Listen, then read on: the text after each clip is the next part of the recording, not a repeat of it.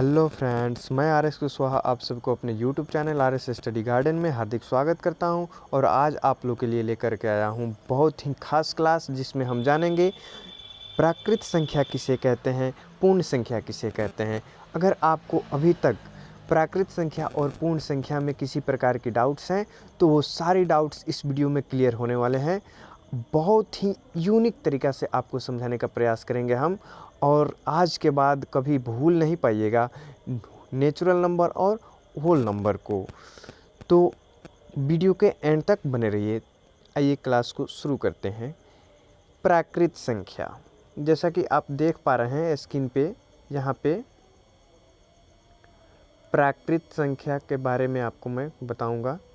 ये जो है नेचुरल नंबर, नेचुरल नंबर किसे कहते हैं? गिनती की संख्या को प्राकृत संख्या कहते हैं, यानी कि नेचुरल नंबर कहते हैं।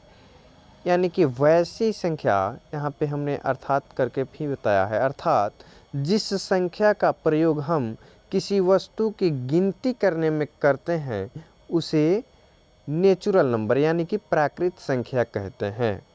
जिस भी संख्या का प्रयोग हम गिनती में करते हैं, किसी चीज़ को गिनने में करते हैं, जैसे कि हम 1 2 3 4 5 6 7 8 9 10 100 50 जितना भी हो, जिससे हम किसी चीज़ को गिनती करते हैं उसे प्राकृत संख्या कहते हैं। अर्थात एक से शुरू होकर के अनंत तक जाने वाली संख्या जो है नेचुरल नंबर है, प्राकृत संख्या है।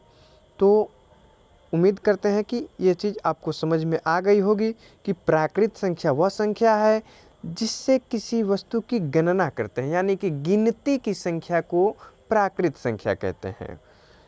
गिनती हमारी 1 से शुरू होती है, 1 2 3 4 ऐसे करके अनंत तक जाती है, इसकी कोई अंत नहीं है। तो इसी को हम क्या कहते हैं? प्राकृत संख्या कहते हैं, यानी कि नेचुरल नंबर कहते हैं। अब हम पूर्ण संख्या के बारे में विशेष जानकारी प्राप्त करेंगे। पूर्ण संख्या यानी कि होल नंबर, पहले इसको हम स्क्रीन बोर्ड पे फिक्स कर लेते हैं चूँकि आपको बेहतर दिखाई पड़े। पूर्ण संख्या, होल नंबर, ये कहता है कि प्राकृत संख्याओं में जीरो को शामिल करने के बाद जो संख्याएं प्राप्त होती है उसे पूर्ण संख्या कहते हैं। अर्थात जीरो को जब प्राकृत संख्या के समूह में शामिल कर लेते हैं तो पूर्ण संख्या बन जाती है। जैसे हमारा प्राकृत संख्या जो है 1 से स्टार्ट होता है, 1 2 3 4 ऐसे करके ये अनंत तक जाती है। तो इसमें हम अगर जीरो को शामिल कर लेते हैं तो ये पूर्ण संख्या बन जाती है। अर्थात हम ऐसे भी कह सकते हैं कि जीरो से शुरू होकर के अनंत तक जाने वाली सभी संख्याएं जो है पूर्ण संख्या है। जैसे हमने वहाँ पे बताया कि 1 से शुरू होकर, 1 से शुरू होकर के अनंत तक जाने वाली सभी संख्याएं जो है प्राकृत संख्या होती है। वैसा ही प्राकृत संख्या में अगर जीरो को शामिल करते हैं तो जीरो से शुरू होकर के अनंत तक जाने वाली सारी संख्याएं जो हैं पूर्ण संख्या हो जाती हैं। तो पूर्ण संख्या और प्राकृत संख्या में से जुड़ी एक बहुत ही अद्भुत बातें मैं आपको बताना चाहूँगा, जो कि आपको सुनने को नहीं मिलता है और सभी लोग इस बात को नहीं बताते हैं। तो इसको बड़ी गौर से सुनेंगे आप कि आखिर पूर्ण संख्या क्यों है, पूर्ण संख्या इसका नाम पड़ा क्यों, ये क्या इसकी भूमिका है। तो ये पूर्ण संख्या जो है, पहले प्राचीन ज़माने की जब हम बात करते हैं, जब मैथ गणित जो है उतना विकसित नहीं हुआ था, तो उस पीरियड में जो है हम सबको 1 2 3 4 5 6 7 8 9 इन्हीं संख्याओं का ज्ञान था। हम इतना ही संख्या को जानते थे। और जैसे जैसे इसकी विकास हुआ गणित का, तो हमारे भारतीय गणितज्ञ आर्यभट्ट के द्वारा शून्य का खोज किया गया, जीरो का खोज किया गया। जब जीरो के खोज किया गया शून्य का, तो इसके अधूरेपन को आप कल्पना कर सकते हैं कि जीरो के बिना कितनी कठिनाइयों का सामना करना होगा उस टाइम।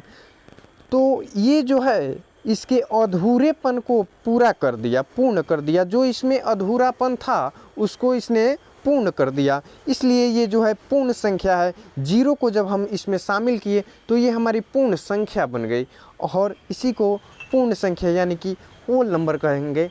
और आप जब कहेंगे कि सर आपने बोला कि जीरो नहीं था दैट टाइम, तो उस समय जो है कैसे लोग 9 के बाद जो है गिनती करते होंगे, तो मैं आपको बता दूं कि आज के समय में अगर जीरो आ भी गया है तो कोई चिड़िया है या कोई भी जानवर जो कि उसको 1 2 3 और 1 2 3 का ज्ञान नहीं है, तो क्या अगर मान के चलते हैं कि एक पक्षी जो है, चिड़िया है, वो अपने घोंसला में 5 अंडे देती है, तो उसको 1 2 का कोई ज्ञान नहीं है, लेकिन फिर भी उसके मन में एक विचार होता है कि हमने 5 अंडा दिया है, और एक भी अंडा गायब हो जाने पे वो उसको खोजने लगती है, तो उसको ये समझ हो जाती है।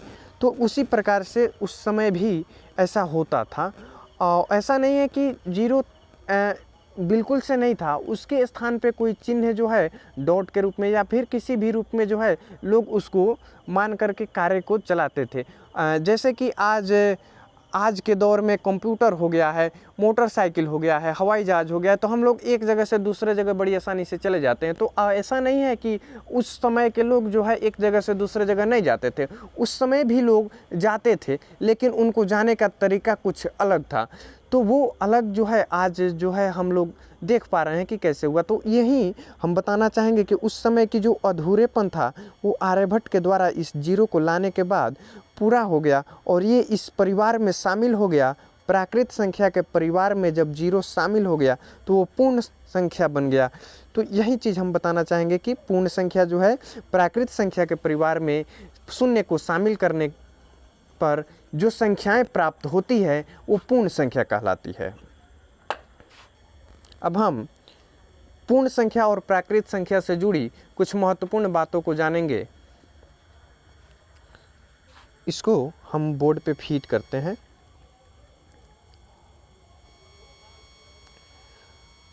आप देख पा रहे हैं प्राकृत संख्या और पूर्ण संख्या में अंतर। पूर्ण संख्या और प्राकृत संख्या दोनों तरफ जो है पूर्ण संख्या, यहाँ पे हम देखेंगे पूर्ण संख्या जीरो से अनंत तक होती है, यानी कि जीरो से शुरू हो करके अनंत तक जाती है, और प्राकृत संख्या 1 से शुरू हो करके अनंत तक जाती है। सबसे छोटी पूर्ण संख्या शून्य है, जीरो है, सबसे छोटी पूर्ण संख्या जीरो है, लेकिन सबसे छोटी प्राकृत संख्या 1 है, सबसे छोटी प्राकृत संख्या 1 है। सभी पूर्ण संख्याएं प्राकृत संख्या नहीं होती है, सभी पूर्ण संख्याएं प्राकृत संख्या नहीं होती है, लेकिन सभी प्राकृत संख्याएं पूर्ण संख्याएं होती हैं। सभी प्राकृत संख्याएं पूर्ण संख्या होती है। यहाँ पे ये गलत टाइप हुआ है, थोड़ा सा इसको हम कर लेते हैं। क्यों सभी पूर्ण संख्याएं प्राकृत संख्याएं नहीं होती है? क्योंकि पूर्ण संख्या के परिवार में शून्य शामिल होता है, जो कि शून्य प्राकृत संख्या में नहीं पाया जाता है, प्राकृत संख्या के परिवार से अलग है, इसलिए सभी पूर्ण संख्याएं प्राकृत संख्याएं नहीं होती है। मुझे उम्मीद है कि ये वीडियो आपके लिए बहुत हेल्पफुल साबित होने वाली है और आपको ये बेहतर ढंग से समझ में आ गया होगा। अगर वीडियो समझ में आई है, वीडियो अच्छी है, वीडियो पसंद आई तो वीडियो को लाइक कर देना और चैनल को सब्सक्राइब कर दीजिएगा। कोई ज़बरदस्ती नहीं है, अगर अच्छी लगे तो। Thank you. फिर मिलेंगे अगली क्लास में।